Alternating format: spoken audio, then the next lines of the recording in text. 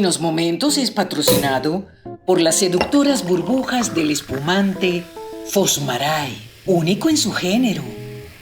Hola, queridos amigos y consecuentes seguidores. Estoy muy agradecida por los comentarios sobre el especial de la maceración de las frutas para la torta negra. Y les reitero que inmediatamente esté en su punto tendrán la segunda parte con la receta. Estimo que será en los primeros días de diciembre. Bueno, en este episodio les voy a contar un capítulo de mi vida por el que muchos sienten curiosidad, porque no hay nada que más despierte interés que la vida privada de las figuras públicas. No importa que sean discretos en su intimidad, siempre seremos objetos para la especulación. Dígame a mí me han inventado tantas leyendas, empezando por esa que afirma que fue amante del presidente Carlos Andrés Pérez. Me fastidia enormemente pasarme la vida negando la especie, cosa que he hecho más de 1000 veces. Pero algunos prefieren creérselo, aunque no les conste para nada. Así es la humanidad y no va a cambiar. Bueno, entonces, ¿cuál es la pregunta que más me han hecho en mi vida? ¿Ah? Ay, tú fuiste amante del presidente Pérez. Esa es la misma y me la disparan a mansalva. Yo no hacía esa clase de preguntas ni en mis comienzos cuando yo comencé como reportera. Mira, provoca responder, ¿y a ti qué te importa? Es que eso despierta muchísimo morbo, así como las relaciones íntimas, noviazgos y matrimonios que yo he tenido. Pero antes de contarles sobre una de mis experiencias matrimoniales, quiero pedirles que se suscriban a este canal, darle like a este episodio, comentarlo y compartirlo. Ustedes no saben cómo me apoyan y lo que significa para continuar haciendo estos divinos momentos. ¿Y quién es él? ¿En qué lugar se enamoró de ti? Te salió en canción la de José Luis Perales. ¿Cómo es él? Ya te voy a contar cómo es él. Bueno, cuando uno llega a esta edad y pasa la línea de los 70, uno ve su vida en retrospectiva y entiende el por qué tomar ciertas decisiones que a veces fueron apresuradas, pero que te cambian el destino. Todo empezó por una bendita lapa. ¿Saben qué es una lapa? Bueno, un animal exótico que vive en nuestros bosques tropicales. Bueno, pues en una gira política durante la campaña electoral de Jaime Lucinchi, debió ser en 1982-81, me habían regalado una lapa ya congelada. Yo estaba incorporada al comando de campaña en calidad de coordinadora del área de televisión en la unidad de opinión pública y medios de comunicación. Y recuerdo que le dije a uno de mis compañeros diputados que viajábamos con el candidato, que en mi congelador esa lapa no cabía. Mira, esa era una pieza así como de 8 kilos, más o menos. Entonces alguno se la llevó con la promesa de invitarme cuando la preparara. La lapa era súper popular entre los adecos. Bueno, ya sé que me van a decir que eso es una especie en extinción. Lo es. Yo no recuerdo si en esa época. En aquel momento lo era, seguramente. Pero ustedes saben que siempre ha sido una tentación comerse lo prohibido. Bueno, yo nunca había probado una lapa. Es un plato exótico del estado portuguesa, muy apreciado por su exquisitez y su suavidad. Se imaginarán una lapa de nuestras zonas rurales preparada en los años 80 por un cocinero francés, Pierre Huguet, del restaurante Le Chantilly, que quedaba en la urbanización El Rosal, aquí en Caracas. El escenario estaba servido para que Cupido se instalara por aquellos predios iluminados tenuemente, con velas en botellas que le chorreaba el esperma. Muy de bistró parisino de Montmartre. Entonces, mi amigo Manuelito Peñalver, que era el secretario general de Acción Democrática, ¿se recuerdan al que dijo no somos suizos? Bueno, él me invitó para despedir en Le Chantilly a un costarricense, Fernando Berrocal, que hasta ese día había estado en el país como funcionario del CELA, que es el Sistema Económico Latinoamericano, porque lo habían designado ministro de la presidencia en su país. Bueno, les voy a decir que aquello fue amor a primera vista. Aquello fue un flechazo fulminante. Y empezamos unos encuentros románticos entre aquel país y este, incluyendo citas en México, Miami y algunas islas del Caribe. Fue delicioso vivir ese romance. Bueno, yo abandoné mi curul en el Congreso, que era diputada por el Estado Miranda, mandé al carrizo la campaña electoral de Jaime Lucinchi. Y a los pocos meses me instalé en Costa Rica. Nos casamos en enero de 1983 y los padrinos de boda fueron indudablemente Manuelito Peñalver y su esposa Lolita, junto al presidente Luis Alberto Monge y la primera dama de Costa Rica, Doris Yankelevich. Lástima que el matrimonio durara tan poco.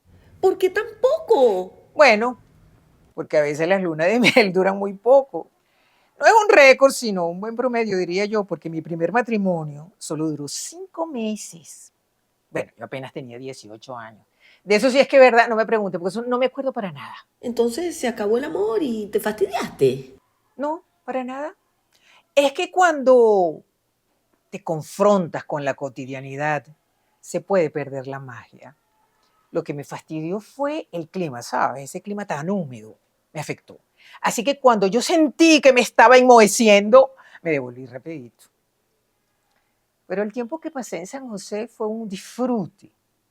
En los años 80 Costa Rica era de una simpleza campestre con esos hermosos cafetales y yo me asomaba por la ventana y veía pasar una que otra vaquita.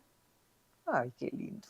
Costa Rica es un país muy interesante, un país bucólico y sin ejército, ideal para tomarse un año sabático. Yo venía de una frenética actividad en el periodismo, en la televisión y en la política. Y entonces me dediqué a ser esposa. No te veo como una esposa conforme. ¿Esposa conforme yo? ¡Nunca! A mí lo que me gusta del hogar, ¿sabes? Es cocinar. Es una de mis aficiones. Fernando decía que el mejor restaurante que había en San José era nuestra casa. Bueno, sin duda eso era una exageración, pero en ese momento Costa Rica tenía apenas solo 2 millones de habitantes y tenía muy pocos restaurantes si la comparábamos con la Caracas de entonces. Recuerdo que en San José, mira, había una pastelería francesa. Yo no sé si era la única, pero el día que yo la descubrí, yo pedí que me vendieran 1 kilo de masa de hojaldre cruda. Me miraron como que si fuera una loca, una tremenda loca. Las dependientes no sabían qué hacer, se volvieron un 8. Al parecer las Josefinas y los Josefinos nunca compraban eso. Entonces tuvo que salir el pastelero francés y me preguntó, ¿y usted qué va a hacer con ese hojaldre? Y le dije que yo quería hacer un lomito Wellington, que por cierto me queda estupendo. Ah, bueno, usted no es de este país, ¿verdad? No, claro que no. Bueno, es que allá no identificaban mucho el acento venezolano. Me confundían con una nicaragüense. Me decían, ¿usted es nica? Eso me lo preguntaban a donde quiera que yo iba. ¿Y nica? No. Es que éramos pocas docenas de venezolanos en todo el país. No había la migración de hoy que está conformada, diría yo, por unos 30.000 venezolanos que se han acoplado perfectamente allá porque allá no sufren de la xenofobia que hay en otros países. Y además, Costa Rica tiene una tradición de asilo. Entre 1948 y 1958 se exiliaron allá muchos políticos, sindicalistas y dirigentes adecos, que luego regresaron a la caída de Marcos Pérez Jiménez.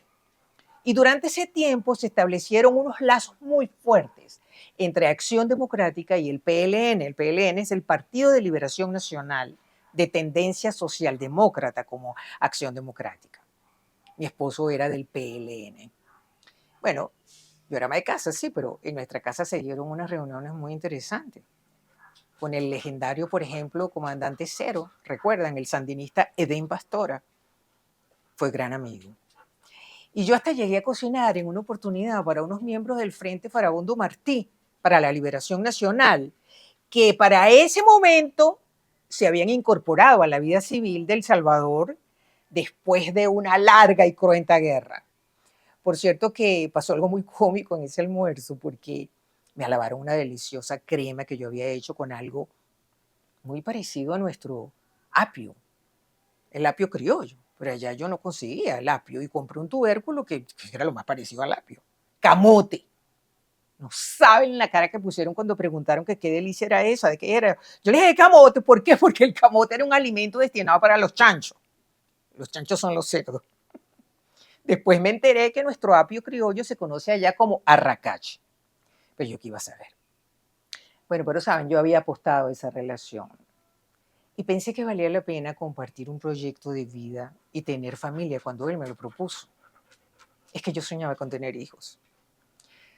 Por ese sueño yo dejé para siempre la política. No había nada que deseara más en la vida que concebir un hijo. Tenía 33 años y graves problemas de fertilidad a causa de la endometriosis, que es una enfermedad progresiva. Mira, 1 de cada 10 mujeres en el mundo sufren de endometriosis. No solo es sumamente dolorosa, puede ser incapacitante. Es una enfermedad a la que no le dan muchísima importancia. Yo escucho a cantidad de mujeres, sobre todo mujeres jóvenes, afectadísimas por esos dolores diabólicos que no se calman con nada, a no ser, como en mi caso, con algo tan radical y definitivo como es la histerectomía. Y lo peor que genera la endometriosis me parece que es la incomprensión, tanto en hombres como en mujeres. No hay nadie que entienda a una mujer con endometriosis, sino a otra que sufra de los mismos síntomas. La gente no comprende, no acepta que tú faltes a tu trabajo, que te aísles por una semana, por tener unos dolores de vientre. Se supone que con analgésicos se calman los dolores en la menstruación. Bueno, eso lo dicen porque no saben lo que es ese infierno. Y pretenden normalizarlo. Mira, no puedes vivir hasta que te mueras pensando que eso es normal. O que esos son unos dolores psicológicos, porque te llegan a decir, pero eso no será psicológico. ¿Cuánto tiempo sufriste con esos dolores? Ay, mi amor, muchísimos años. Desde los 13 años hasta los 40, cuando me vaciaron, sacaron todo. Bueno, 27 años de mi vida estuvieron asignados por terribles dolores. Yo eso no se lo deseo a nadie, además un absurdo. Así que si por casualidad hay mujeres viendo este episodio que sufran del mismo viacrucis y estén postergando la decisión de operarse si se la recomendó su médico, miren, no sigan martirizándose solo por mantener viva la esperanza de ser madre. Yo puedo hablarles a ustedes con toda propiedad. Yo hasta dejé un ovario en mi incursión en Costa Rica. Y créanme, que empecé a obtener verdadera calidad de vida y a ser feliz en todo sentido, después que le puse punto final a ese calvario. Y además, no me hicieron falta los hijos. Tengo a los amigos, mis libros y a mi perro.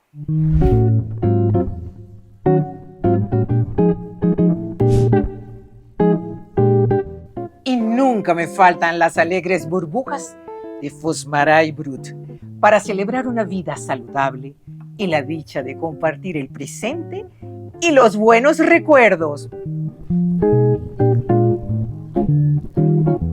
Pura vida.